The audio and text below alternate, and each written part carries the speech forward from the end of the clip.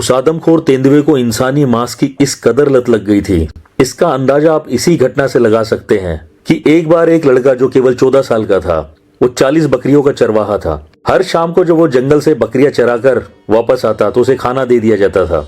उसके बाद वह बकरियों के साथ एक कमरे में बंद हो जाता था।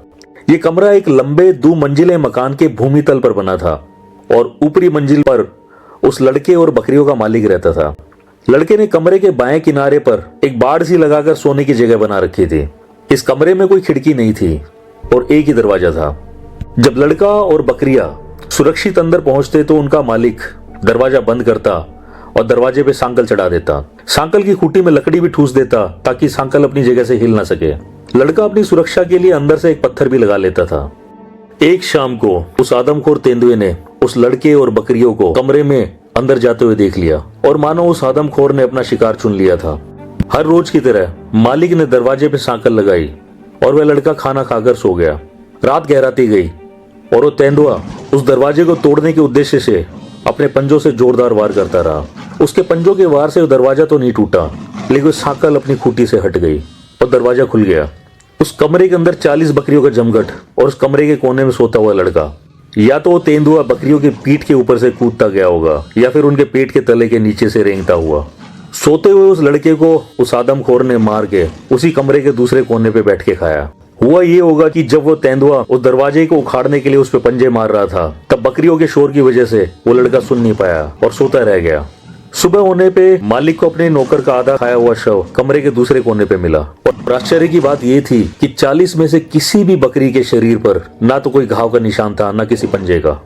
दिन के उजाले में तो उस इलाके में जनजीवन सामान्य रूप से चलता दिखाई देता था। लोग माल खरीदने और बेचने के लिए बाजारों में जाते थे। महिलाएं अपने मवेशियों के लिए घास काटने के लिए पहाड़ी ढलानों पर जाती थी और यात्री टोलियां बनाकर श्री बद्रीनाथ और श्री केदारनाथ धाम मंदिरों की तीर्थ यात्रा पर आते और जाते रहते थे।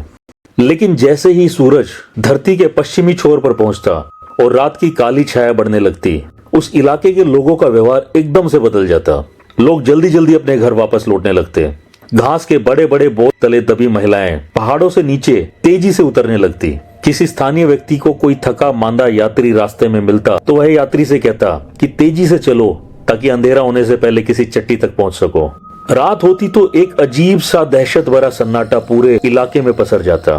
कहीं कोई हलचल नहीं, कहीं से कोई आवाज नहीं। सब लोग दरवाजे बंद करके अपने घरों में कैद हो जाते हैं और न जाने कितने ही परिवारों ने तो बचाव के लिए अपने घरों में अतिरिक्त दरवाजे भी लगवा रखे थे। फिर वे चाहे मकान के अंदर हो या छप्परों में, हर जगह एक चुप्पी सी छाई रहती ताकि आवाज सुनकर वो दुर्दांत आदमखोर न आ जाए। इतिहास में पहले कोई भी कर्फ्यू इतनी सख्ती से नहीं लगाया गया था और ना ही इतनी कड़ाई से कभी इसका पालन किया गया था जितनी कड़ाई से इस नरबख्शी तेंदुए ने रुद्रप्रयाग में लागू करवाया।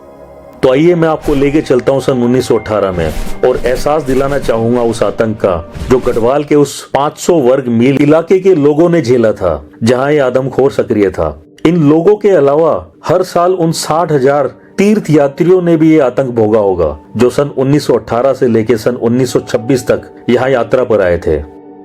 हिंदू धर्म में सही मायनों में अपने धर्म का निर्वाह तब माना जाता है जब वे प्राचीन तीर्थ श्री केदारनाथ धाम और श्री बद्रीनाथ धाम मंदिरों की यात्रा करके आए। इस यात्रा की शुरुआत हरिद्वार में हर की पौड़ी में डुबकी लगा के पवित्र हो जाने के बाद हरिद्वार के विभिन्न मठ और मंदिरों में दर्शन करते हुए, हरिद्वार के बाद ऋषिकेश को पीछे छोड़ते हुए गंगा के बाएं किनारे 3 दिन की पैदल यात्रा के बाद गढ़वाल की प्राचीन राजधानी श्रीनगर पहुंचते थे। श्रीनगर से छांतीलाल और छांतीलाल से एक दिन पैदल चलकर गुलाब राय की चट्टी पर पहुंचते थे और यहाँ से 2 मील आगे पड़ता है रुद्रप्रयाग। और आज जो हम आपको कहानी सुनाने जा रहे हैं ये रुद्रप्रयाग की है। रुद्रप्रयाग के उस आदमखोर तेंदुए की जिसने 8 सालों तक सरकारी दस्तावेजों के अनुसार यहाँ पर 125 लोगों को मार के खाया था, लेकिन असल में ये संख्या इससे कहीं ज्यादा होगी। प्रयाग का अर्थ है संगम। रुद्रप्रयाग में श्री केदारनाथ से आ रही मंदाकिनी और बद्रीनाथ से आ रही अलकनंदा नदी एक दूसरे से मिलती हैं। इन दोनों नदियों के सम्मिलित रूप को ही गंगा नदी कहा जाता है। इस आदमखोर तेंदुए ने केदारनाथ यात्रा मार्ग पर बसे रुद्रप्रयाग से 12 मील दूर एक छोटे से गांव से नरभक्षण शुरू किया था। इसी कारण उसे रुद्रप्रयाग का आदमखोर कहा जाता है। सरकार ने इस आदमखोर तेंदुए को मारने के हर संभव प्रयास किए, पुरस्कार घोषित किए गए। गोरखा सैनिकों ने इस आदमखोर तेंदुए को मारने की पूरी कोशिश की। इनके अलावा ब्रिटिश सैनिकों ने भी इस आदमखोर तेंदुए को मारने की कोशिश की। गोरखा सैनिकों और ब्रिटिश सैनिकों के अलावा इस इलाके में 4000 लाइसेंस शुदा बंदूक धारकों ने भी इस तेंदुए को मारने की भरसक कोशिश की, लेकिन सब नाकामयाब रहे। मैंने भी चलते फिरते या किसी अखबार के जरिए रुद्रप्रयाग के आदमखोर तेंदुए के बारे में जाना और पढ़ा था। सन 1925 में पहली बार मुझे रुद्रप्रयाग के इस आदमखोर तेंदुए के बारे में निश्चित जानकारी मिली, जब सर विलियम इबर्टसन, जो उस समय गढ़वाल के डिप्टी कमिश्नर नियुक्त हुए थे, ने मुझे रुद्रप्रयाग को इस आदमखोर तेंदुए से मुक्त करने के लिए पत्र लिखा। रुद्रप्रयाग जाने की तैयारी मैंने जल्दी ही पूरी कर ली और मैं रानीखेत से कर्णप्रयाग होते हुए 10वें दिन की शाम को नगरासू के पास सड़क किनारे स्थित निरीक्षण बंगले पर पहुंच गया। जब मैं नैनीताल से चला था तब मुझे मालूम नहीं था कि इस बंगले के लिए परमिट साथ में लेकर चलना आवश्यक था। अतः मेरा सामान लेकर चल रहे 6 गढ़वाली लोग और मेरा नौकर उस जगह से 2 मील आगे रुद्रप्रयाग की ओर चल पड़े, जहां हमने रात को ठहरने के लिए खुले में एक कटीली झाड़ियों से घेर के बाड़ा बनाया। हमें 10 मील पहले ही लोगों ने चेतावनी दे दी थी कि अब हम आदमखोर तेंदुए के क्षेत्र में पहुंच चुके हैं। अगली सुबह हम रुद्रप्रयाग के पूर्वी पहाड़ी पर चढ़ गए। वहां से सामने 500 वर्ग मील का वो इलाका दिख रहा था जिसमें रुद्रप्रयाग का आदमखोर रात को गश्त लगाता था। ये पूरा क्षेत्र अलकनंदा नदी ने लगभग 2 बराबर भागों में बांट रखा था। मेरे रुद्रप्रयाग पहुंचने से पहले इस तेंदुए ने अपना आखिरी शिकार एक साधु का किया था। जब बद्रीनाथ की तरफ जा रहे कुछ यात्रियों ने सड़क किनारे एक दुकान से जरूरत का सामान लिया और दुकानदार ने उसके बाद उन्हें आगे बढ़ जाने की सलाह दी ताकि बची हुई दिन की रोशनी में वो आगे बढ़ के कुछ मील आगे जाके किसी सुरक्षित जगह पे रात बिता सकें। लेकिन वो यात्री इस कदर थक गए थे कि उन्होंने आगे जाने से मना कर दिया और उस दुकानदार से केवल शाम का खाना पकाने के लिए सामान और दुकान के बगल में सोने की अनुमति मांगी। लेकिन दुकानदार ने साफ इनकार कर दिया और उन लोगों को बताया कि खुले में यहाँ सोने का मतलब मौत को निमंत्रण देना है। उन लोगों की बहस चली रही थी, तभी वहाँ पे एक साधु पहुंचा जो मथुरा से बद्रीनाथ की तरफ जा रहा था। काफी बहस के बाद वो दुकानदार उन लोगों को ठहराने के लिए राजी हो गया। यात्री दल की 10 महिलाओं को दुकान के अंदर जगह मिल गई और बाकी के 10 लोग एक पंक्ति में दुकान के बाहर चबूतरे पर लेट गए। साधु इन सब लोगों के बीच में सोया था। सुबह जब चबूतरे के यात्री उठे तो उन्होंने पाया कि साधु वहाँ से गायब था। जो चादर साधु ने ओढ़ रखी थी वो चबूतरे से कुछ दूरी पर खून में सनी पड़ी थी। ये देख के दुकानदार और बाकी के लोगों ने खून के धब्बे और खून की लकीर का पीछा करते हुए लगभग 50 मीटर दूर उन्हें साधु की अधखाई लाश मिली। साधु के शरीर का निचला हिस्सा खाया हुआ था। इबर्टसन उस समय रुद्रप्रयाग में ही थे। आनन फानन में एक बैठक की गई और बैठक में फैसला लिया गया कि हाका लगाया जाएगा। दोपहर बाद तक 2000 हाका वाले और कई बंदूकची उस जगह इकट्ठे हो गए और उस दुकान के ऊपर ऊंची उबड़ खाबड़ पहाड़ी पर चोटी से लेकर तल तक हाका लगाया गया, लेकिन हाका असफल हो गया। उस आदमखोर तेंदुए ने साधु की लाश को खुले में छोड़ दिया था और जब कोई बाघ या फिर कोई तेंदुआ अपने शिकार को खुली जगह पर छोड़ देता है तो वह इस बात का संकेत होता है कि उस शिकार में उसकी और अधिक रुचि नहीं है और वो उस शिकार से 2 या 3 मील दूर जा चुका है। और नरभक्षी बाघ या तेंदुए के मामले में तो ये 10 या 10 से ज्यादा मील भी हो सकता है। जो नक्शा मुझे दिया गया था उससे मैंने पाया कि आदमखोर करीब 500 वर्ग मील क्षेत्र में लोगों को मार रहा था और 500 वर्ग मील का क्षेत्र एक पशु को ढूंढने और उसे मारने के लिए बहुत बड़ा होता है। गढ़वाल के पहाड़ी और उबड़ खाबड़ हिस्से में एक ऐसे जानवर को खोजना और गोली मारना जो केवल रात को ही बाहर निकलता है, पहली नजर में तो असंभव लगा।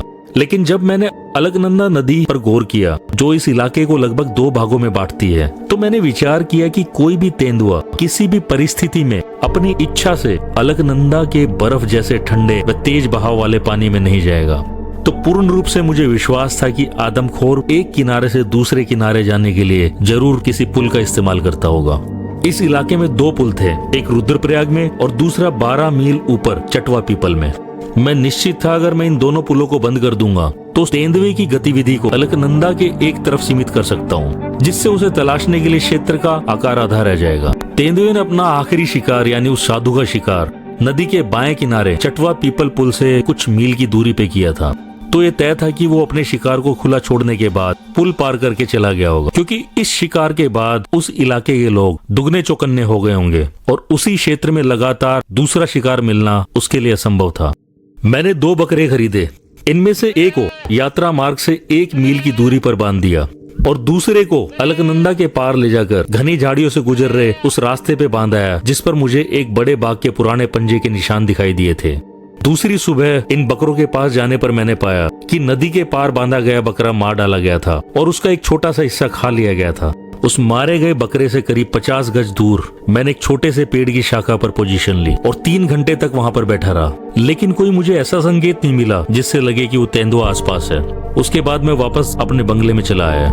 अगली सुबह मैं बंगले से जल्दी चल पड़ा, लेकिन बंगले के गेट पर पहुंचकर मुझे एक बड़े नर तेंदुए के पंजों के निशान दिखाई दिए।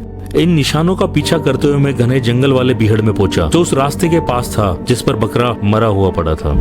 जिस तेंदुए ने मेरा पीछा किया था वह आदमखोर हो सकता था। उस दिन कुछ नहीं हुआ। उससे अगली सुबह मैं नाश्ता कर ही रहा था कि एक आदमी भागता हुआ आया और हाफते हुए कहने लगा कि पास ही के गांव में पिछली रात को आदमखोर ने एक औरत को मार दिया है। मैं अपने 2 आदमियों के साथ लेके उस गांव की तरफ चल दिया। औरत के पति ने मुझे बताया कि खाना खाने के बाद जब उसकी पत्नी झूठे बर्तन समेट के धोने के लिए दरवाजे तक गई तभी बाहर बर्तन गिरने की आवाज आई। जब उस आदमी ने आवाज दी और आवाज का कोई जवाब नहीं आया तो आदमी दरवाजे की तरफ भागा और उसने दरवाजा बंद कर लिया। वो आदमी जितना दुखी अपनी पत्नी की मृत्यु से था उससे कहीं ज्यादा अपने बच्चे को खोने से था जिसको कुछ दिन बाद जन्म लेना था।